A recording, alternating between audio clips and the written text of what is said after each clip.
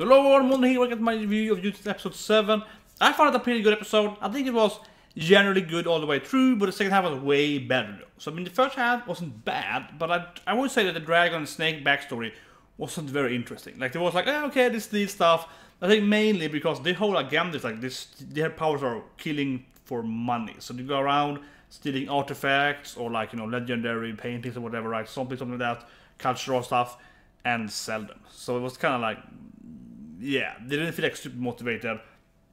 I was felt kind of weird they were even in the whole Juuni Taisen to begin with. Yes, they're also kind of cult that forced them to enter, and the cult's like you have to kill each other in the end, so we expect you to kill your brother, and there's a story in that was great. But on the same time though, it's kind of obvious they are not gonna win, right, given the other characters.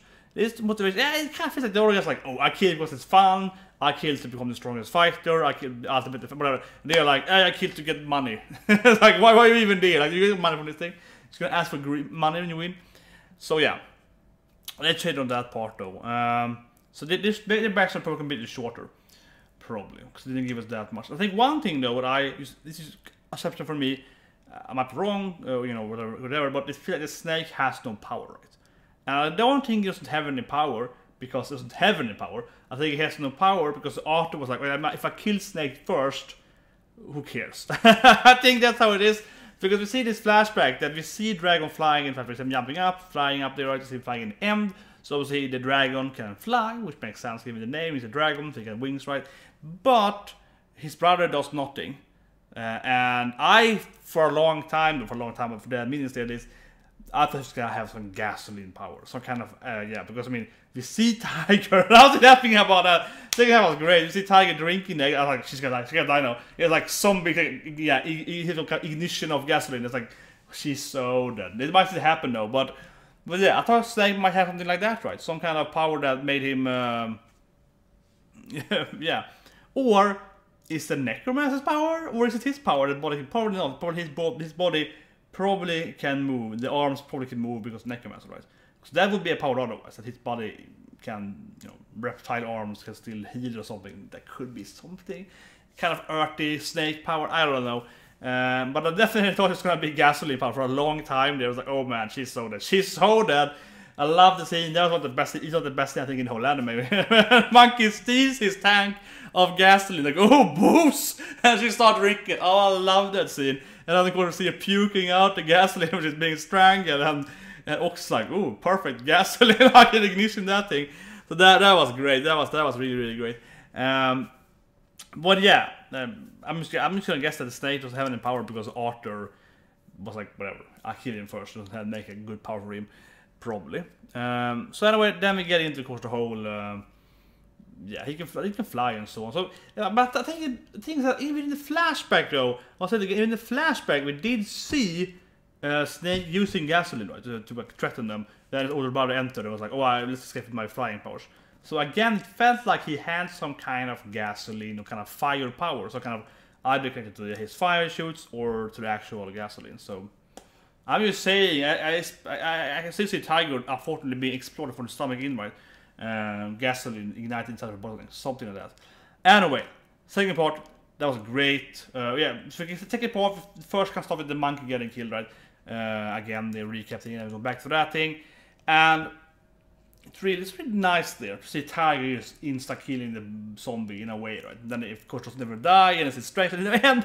But I still like it, because it's already feeling ridiculous that these zombies are so strong. And now we get the arms, I know we get the arms, but before that, we see the zombies moving up there. She's like, a zombie? Oh, it's that. Like, yeah, how hard can it be? It doesn't feel like it's a zombie without a head, so you cannot see. It uses reptilian power to feel where they are, right? Which I guess could be his power. They could like sense them, something, yeah, like a snake. I guess they could power actually, some kind of detection, I suppose. I'm thinking about. Anyway, that, yeah, we see that thing, right? And she's like, oh, I can just kill it. The other people are like, a zombie? I have to send 1 billion birds at it. I was like that thing was happening. Oh, that thing was pretty cool. The whole gigantic army of birds from chicken versus boar, but at the same time it was like, she's a zombie, and you sacrifice like 1 million birds to kill the zombie. Like, it doesn't feel very efficient. Like, come on, like, you should just kill the zombie, or how strong are they? So that was great. and of course drinking alcohol. Best scene. I love that scene. I kept laughing at it. It was really, really funny. Everything was good with that. And then we see Ox. She mentioned it earlier. So Soras had, I think I said sheep. I had a picture of a sheep a few episodes back, but yeah, it's Ox. She was chasing in episode 2, I think, something like that. And yeah, so see that, right? I think that's about a challenge, like a duel or something, which he probably gonna win, right? But yeah, they're gonna do it after they killed Rabbit, something like that, together. So that was great as well. And the whole thing, though, makes little sense, though. The whole thing took little sense, though. It's like, okay, so this arm, without the body strength, right? Because the muscles you have, right, aren't just the muscles. It actually has very little power, you know. It's like, that's something that never makes any sense in any kind of zombie team, because there's very little power in just your arm, right? Like, just think about just the grip, like that. That is a muscle that goes from your whole body right up here, yeah. Like, to get the whole grip, you really like crush it, and then your whole body gets muscle like that. And you're gonna punch someone, that's not just your arm, of course, it's your shoulders, it's your, it's everything, right? It's your whole body weight.